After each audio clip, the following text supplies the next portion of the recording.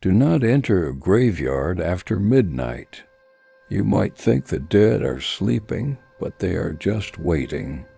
Liam, a restless soul himself, didn't believe in legends until he heard his own grandmother's voice, whispering his name from a grave marked 1892. This wasn't a ghost story. It was a psychic trap. What he found under that cold earth wasn't a body. It was a doorway, and it's already been opened. The voice you selected does not support this language.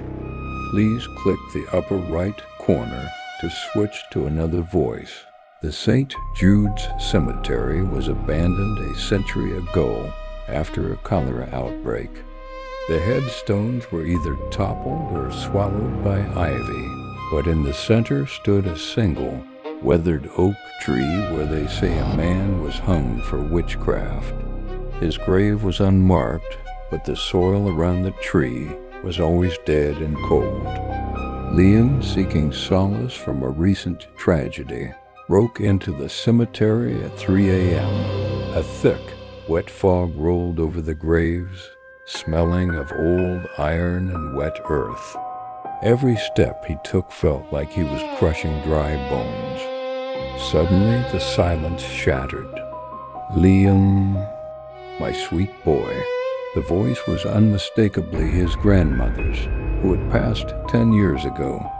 It came from a grave with a small, toppled marble cross. Eliza Reed died 1892. He shouldn't have listened. It was a psychic trap. But his grief was a poison, and the voice was the antidote. He began to dig with his bare hands, the cold earth sticking to his skin like ash. He dug until his fingernails were gone, until his fingertips were raw. At 6 feet down, he hit a coffin that was impossibly small. The wood was rotten. As he broke the lid, a swarm of thousands of glowing purple beetles erupted. Beneath them, there was no body. Instead, a miniature, swirling void had replaced the entire chest cavity of the small skeletal remains. The voice ceased to be a whisper. It became a scream that came from inside his own head. The void wasn't sucking in air. It was sucking in his memory. A figure, tall and emaciated, with eyes made of the same purple void, emerged from behind the oak tree. It didn't walk. It simply existed where it wasn't a moment ago. It was the hanged man, and his rope was still around his neck.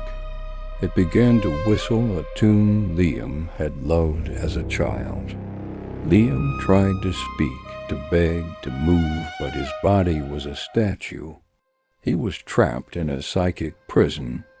His memories, his family, his name, his first kiss were being methodically erased by the void in the grave. The hanged man smiled, revealing a row of sharp, human-like teeth. He touched Liam's shoulder, and suddenly, Liam was looking at himself from outside his own body. He watched as his physical form smiled the same jagged smile and picked up his camera. The new Liam spoke in Eliza's voice. "He's safe now. Eliza, room 414 is finally open." The last thing the camera recorded was the creature walking out of the graveyard into the night, while the real Liam, now a faceless, memoryless spirit, took his place next to the oak tree. There is no escape from St. Jude's. If you hear your beloved's voice after midnight, do not answer.